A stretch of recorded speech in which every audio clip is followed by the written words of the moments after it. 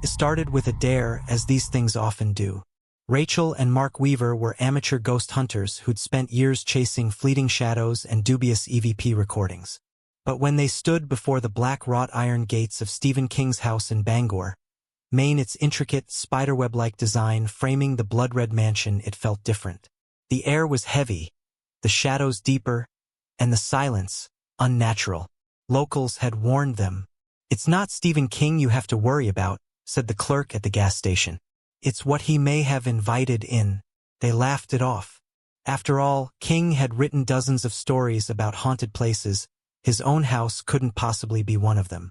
By the time they stepped onto the brick pathway leading to the mansion, the sun had dipped below the horizon. The iron gates creaked shut behind them without a breeze. Rachel glanced at Mark, her pulse quickening. "Wind, maybe," Mark suggested, his voice wavering. "Sure," Rachel muttered, though the stillness of the air betrayed that excuse. They'd read the rumors online: unexplained footsteps, flickering lights, and a shadowy figure that appeared in the upper windows at night. But it wasn't until Rachel spotted the first window on the second floor that her stomach sank. Behind the sheer curtains, a silhouette lingered. "Did you see that?" she whispered. Mark turned, his camera already rolling. The window was now empty. "Probably a reflection," he said. But his voice cracked, betraying his own uncertainty. The closer they got to the house, the more the air seemed to hum, low and steady, like a power line about to snap. Then they heard it, a soft whispering. Rachel froze. "Mark, are you hearing this?" "Yeah," he said, his knuckles white around the flashlight. The whispers weren't coming from the house. They were coming from the gate. Turning, they saw faint, glowing letters etching themselves into the black iron. Rachel's stomach churned as she read the message: "Leave, or join us." "Okay, we're done," she said, grabbing Mark's arm. But as they turned to leave, the whispers grew louder. The brick path beneath them shifted, turning into something sticky and dark. Rachel screamed as she realized her feet were sinking. Mark yanked her forward, and they stumbled onto the gravel driveway. The mansion loomed, and for a brief moment, every window glowed with a faint, pulsing light.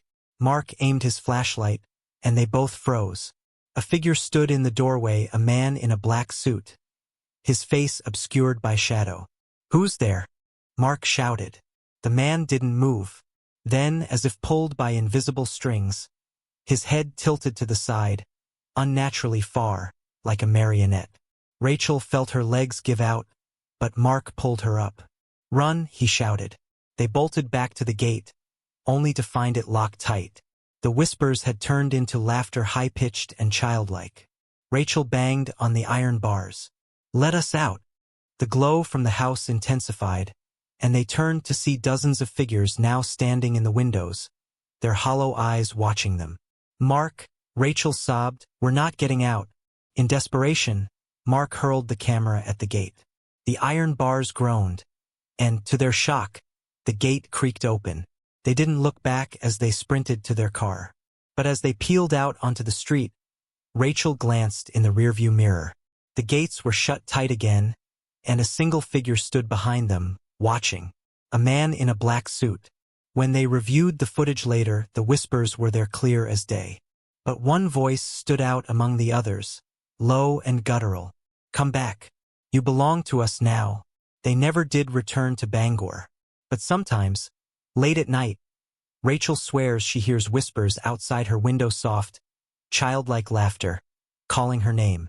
For weeks, Rachel and Mark tried to forget what had happened.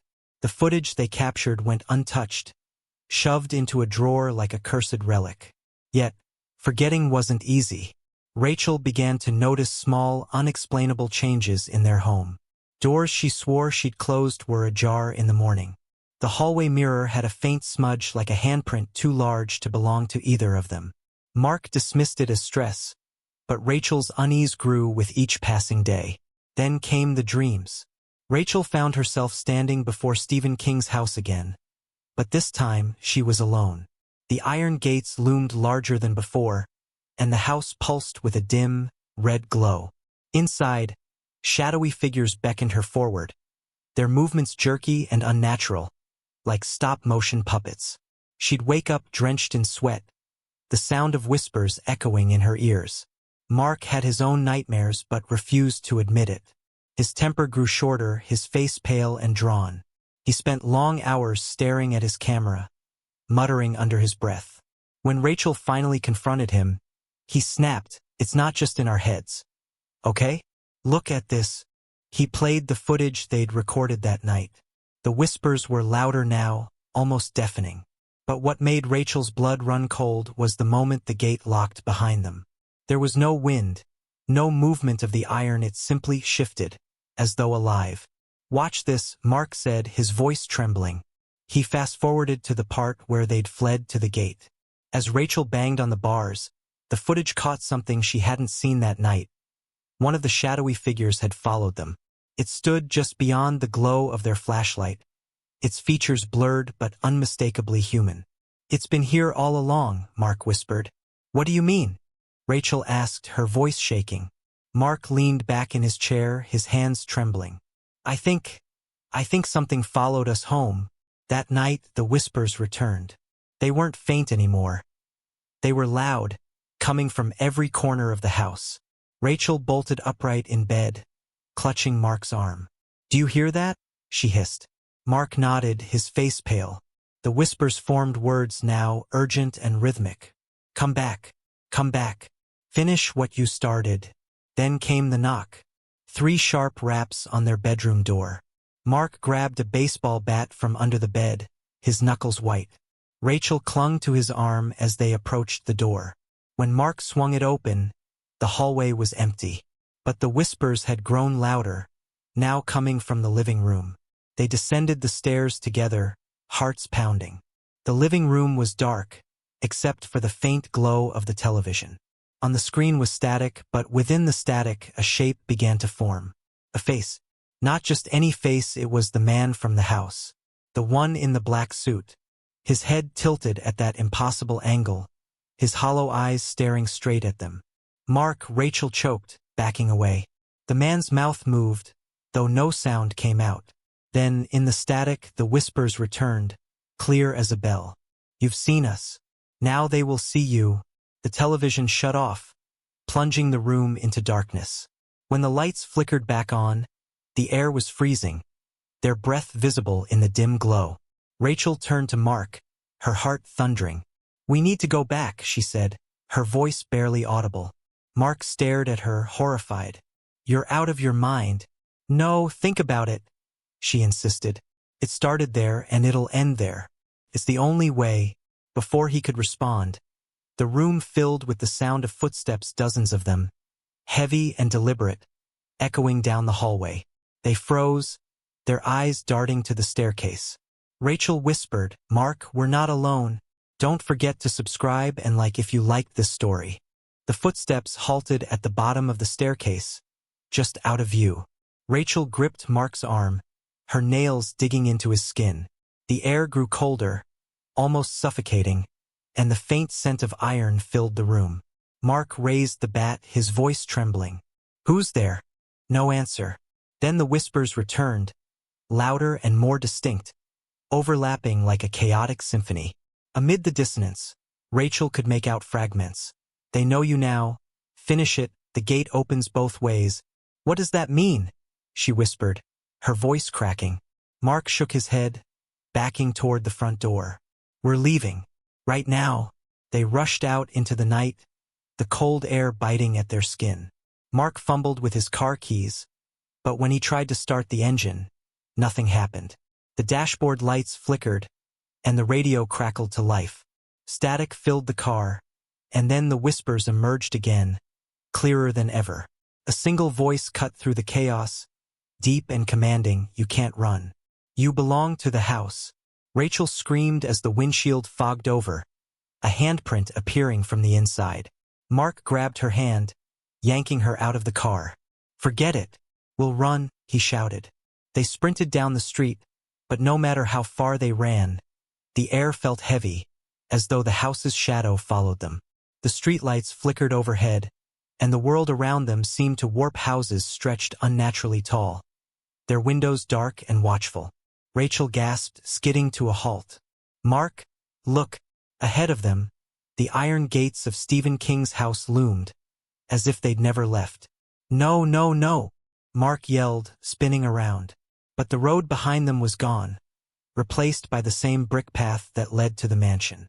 We didn't come back here, Rachel whispered, tears streaming down her face. We never left. The gates swung open on their own, the hinges screeching like a scream. The whispers grew louder, swirling around them like a storm. Shadows moved in the windows of the house, their jerky, puppet-like motions taunting. Mark grabbed Rachel's hand, his knuckles white. We're not going in there. Before she could respond, the brick path beneath them shifted again, turning into the same sticky, dark substance they'd felt that first night. Pulled at their shoes, dragging them forward. Rachel sobbed, clawing at the ground. We have to fight it. We can't go in. Mark tried to pull her back, but the force was too strong. They were being dragged, step by agonizing step, toward the house. The front door creaked open, revealing nothing but darkness inside. And then, the voice returned, low and guttural, reverberating through the night. You started the story. Now finish it. As they crossed the threshold, the door slammed shut behind them. Darkness swallowed them whole, and the whispers stopped. For a moment there was silence. Then, faintly, Rachel heard something that made her stomach drop. The sound of a typewriter's keys clicking away, as though someone or something was writing the next chapter of their lives. The typewriter's rhythm was unnerving, steady, and deliberate, echoing from somewhere deep within the house.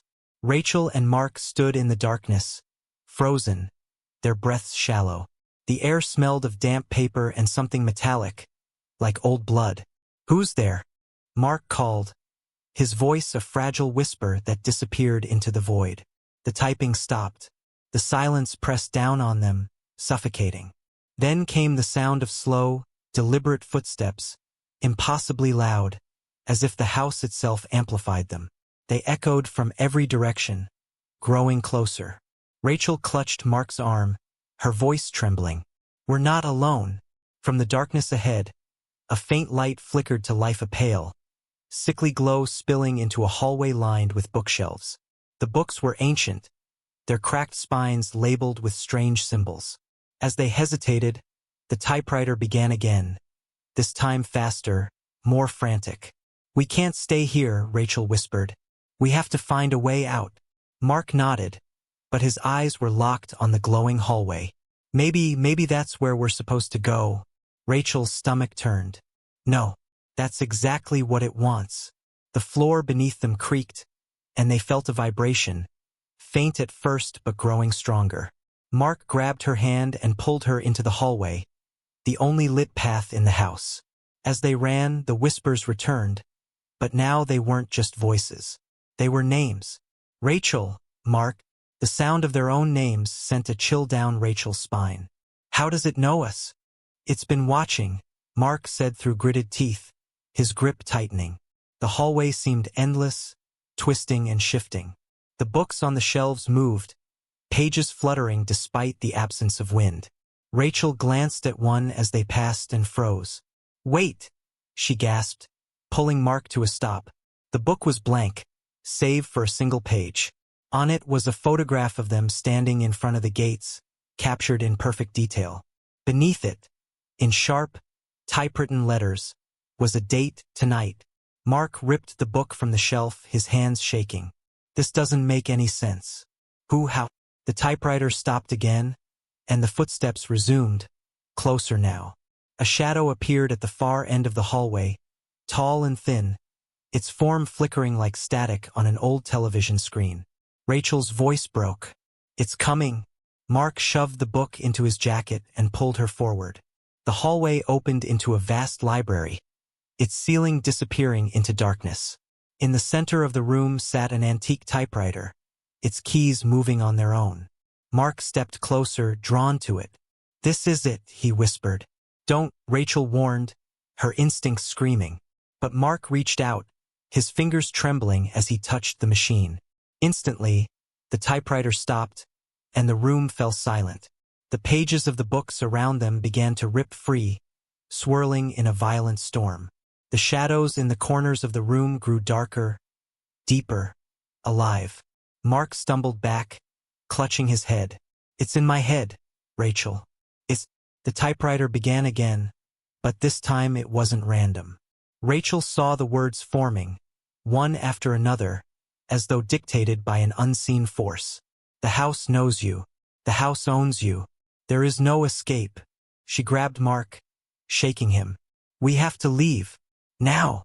Mark's eyes snapped open, but they weren't his anymore. His pupils were blown wide, his gaze distant and hollow. "Mark?" Rachel whispered, her voice trembling. He smiled, but it wasn't his smile. "You can't leave the story unfinished," he said in a voice that wasn't his own. Before Rachel could react, the typewriter fell silent, and the room plunged into darkness once more. But this time, she wasn't sure if Mark was the only one standing beside her anymore. Rachel's grip on Mark faltered as a cold, unnatural presence pressed against her. She couldn't see anything in the suffocating darkness, but she felt it something standing impossibly close, something breathing softly against her ear. "Mark," she whispered, her voice barely audible. The answer came, but not from him. A rasping voice, like dry paper tearing, whispered from the void, "You're almost there." Rachel screamed, stumbling backward. The darkness seemed to ripple as if alive, and in the brief flashes of dim light that flickered through the library, she saw shadows that didn't belong to them. Mark stood motionless, his face slack, eyes unblinking. Then, slowly, he began to speak, but it wasn't his voice. It was layered, deep and ancient, as though countless voices were speaking through him. "This story doesn't end," he intoned, his head tilting unnaturally to the side. "You are the ink. You are the pages. And we are the ones who write." Rachel backed away, her heart pounding. "You're not Mark. What did you do to him?" The entity that had taken over Mark didn't answer. Instead, it raised one hand and pointed to the typewriter, now glowing faintly in the dark. Rachel turned toward it, her chest tightening. The keys were moving again, faster than before. The paper in the machine began filling with lines of text, one after another. Against her better judgment, she stepped closer and squinted at the words. It was her life. Every memory, every thought, every regret written out in perfect detail, right up until this moment. The last line read, "And then she realized there was no way out." "No," Rachel muttered, shaking her head. She tore the paper from the typewriter, but another blank sheet slid into place, and the keys continued typing, unstoppable. Behind her, Mark, or whatever had become of him, spoke again, his voice cold and emotionless. "You've been here before. You'll be here again. The house knows its own." Rachel's head spun, and a flood of memories she didn't recognize rushed into her mind. She saw herself in different times, different clothes, standing at the gates of the house, walking its hallways, sitting at the typewriter. Over and over, as if she were trapped in a loop that spanned centuries. "This isn't real," she whispered, clutching her head. "Oh, but it is," the voice behind her crooned. "And you've always been the best storyteller." Rachel turned to run, but the library wasn't a library anymore. The walls had twisted into endless corridors lined with mirrors, each reflecting not her, but different versions of herself, older, younger, wearing clothes from eras long past. "Mark!" she cried, her voice echoing endlessly. In every reflection, the Mark behind her was different too, sometimes smiling, sometimes lifeless, sometimes not Mark at all. The whispers grew louder, and the mirrors began to crack, one by one, until the sound was deafening. She covered her ears, but the cacophony only grew. And then silence. Rachel looked up, her breath catching. She was no longer in the house, but standing before the gates again. The night was still, and the mansion loomed, dark and silent. Behind her, Mark's voice called out weakly, "Rachel!" She spun around. Mark was there, his face pale and his eyes wide with fear. What just happened?" Relief flooded her, and she ran to him, pulling him into an embrace. "We got out," she whispered. "We're out." But as she pulled back, something caught her eye. Mark's hand, his fingers were smeared with black ink, dripping onto the ground. She looked down at her own hands and saw the same ink staining her skin.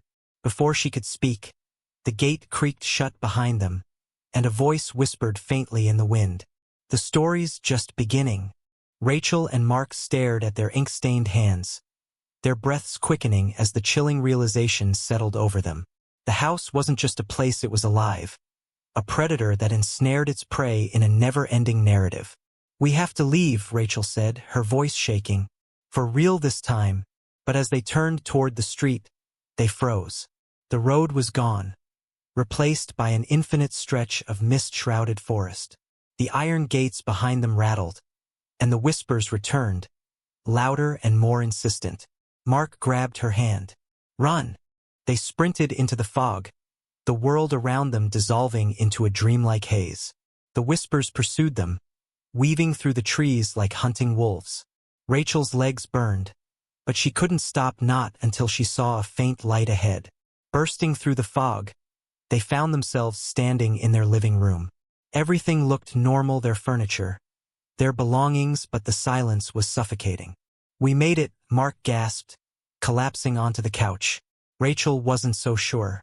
The air felt wrong, thick and heavy, as if the house was holding its breath. She glanced at the television, still off, but her reflection in the dark screen wasn't her own.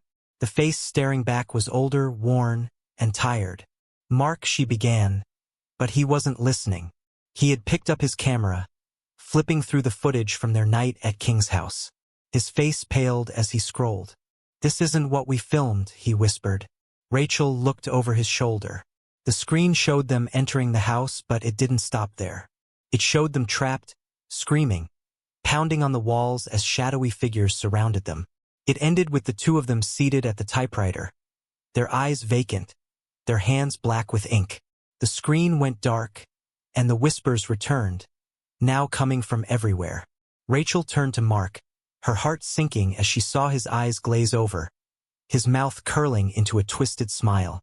His voice, layered with the same otherworldly tone as before, whispered, "We never left." The lights flickered, and Rachel spun toward the front door. But it wasn't their home anymore, it was the library, and the typewriter sat waiting in the center, a fresh sheet of paper loaded and ready. Behind her, Mark's voice echoed in the darkness. "It's your turn to write the next chapter." And as the door slammed shut behind her, Rachel realized with chilling certainty, there would be no end to this story. Don't forget to subscribe and like if you liked this story. Any coincidences with real events or characters are accidental.